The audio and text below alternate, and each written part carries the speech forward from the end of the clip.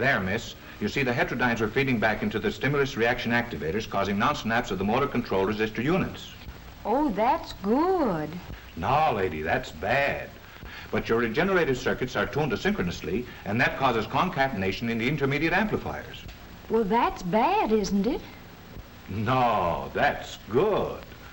From now on, I don't think there'll be the slightest trouble with your robot. Your domestic problems are completely solved. Well, thank you very much. That's perfectly all right. And if there's anything else you want to know about your robot, don't hesitate to give us a ring. Good day.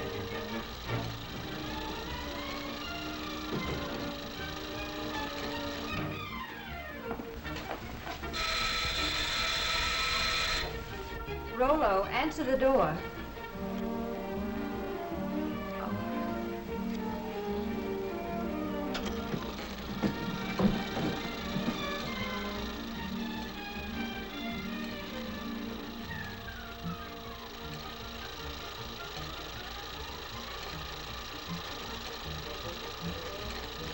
Sign here.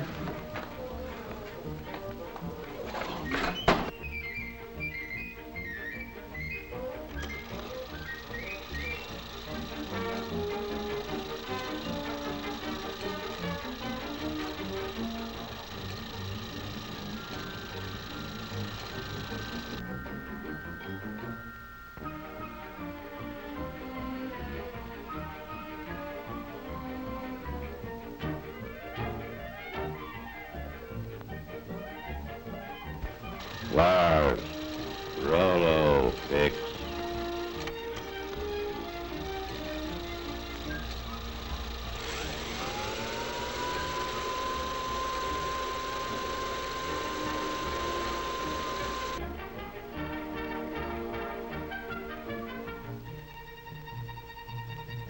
Yes, ma'am. Rollo, get.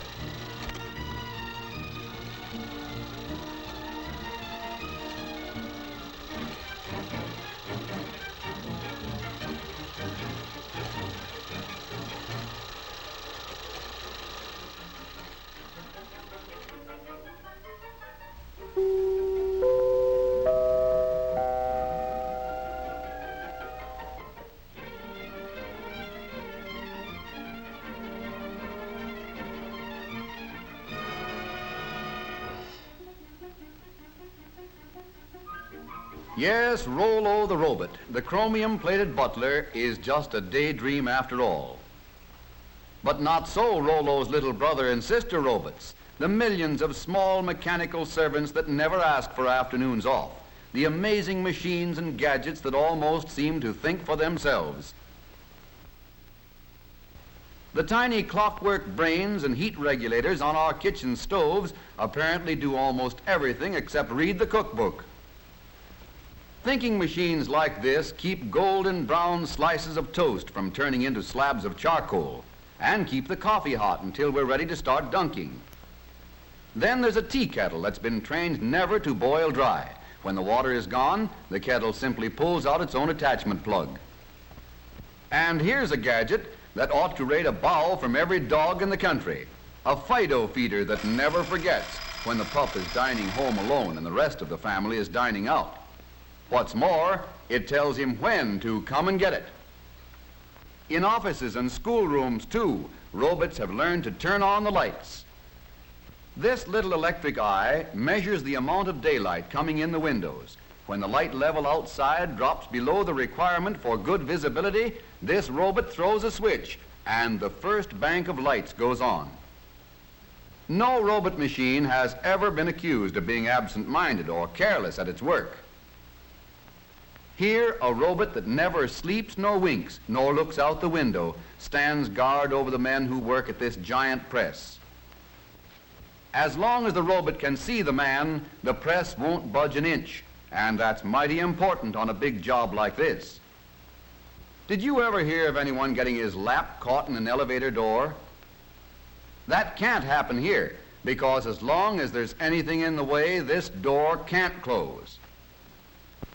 Step back, please. There's plenty of room in the rear of the car.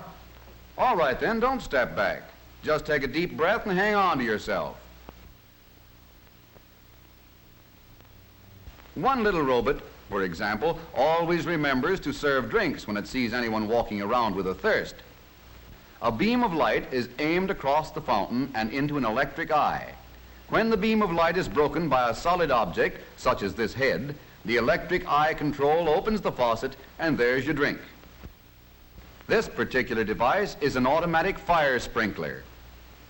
Someday, maybe someone will invent a robot that can take a joke. Some robots have even learned to fly. Tiny automatic brains in giant airliners, sensitive to the slightest change in balance or direction, relieve the busy pilots of the job of keeping the wings level, the nose on the horizon, and the plane headed in the right direction. Don't look now, but this motor car is simply full of robots. In the carburetor is a diet specialist, a brainy collection of jets and valves and floats that serve a health menu of gasoline calories and fresh air vitamins to the engine, a menu that varies with every change in speed or load. The engine likes its meals served not too hot and not too cold. So in the intake manifold, another mastermind with a nervous system sensitive to heat uses hot exhaust gases to warm the mixture before it goes into the engine. Step right up close to the platform and see the Siamese robots. These robots attached to the distributor are always worrying about the spark in the engine. One is sure that the spark ought to be advanced. The other is equally sure that it ought to be retarded just a trifle.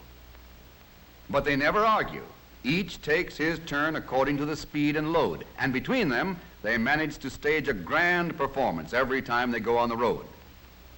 One little robot, a very small but intelligent brain, sits up back of the engine in the voltage regulator and keeps close tabs on the generator to see that the generator makes enough current to keep the battery fully charged, but not too full. And still another deep thinker rides way up in front. Its job is to keep water from cooling off in the radiator until the engine is warmed up to a good working temperature. Then, in the vacuum power gear shift, there's a robot strongman who thrives on almost nothing at all. With a bit of a vacuum, this sturdy fellow can almost shift for himself if we'll just tell him what we want him to do. Robots have even taken up the art of dial twisting in our radios. All we need to do is push the button and listen. Driving wouldn't be half so much fun if we didn't have that phantom crew of intelligent robots to help us. Every day in our homes and offices, as well as in our motor cars, hundreds of these little robots are doing more things for us than we realize, taking care of the routine tasks and leaving us free to live and work and play in greater ease and comfort and safety.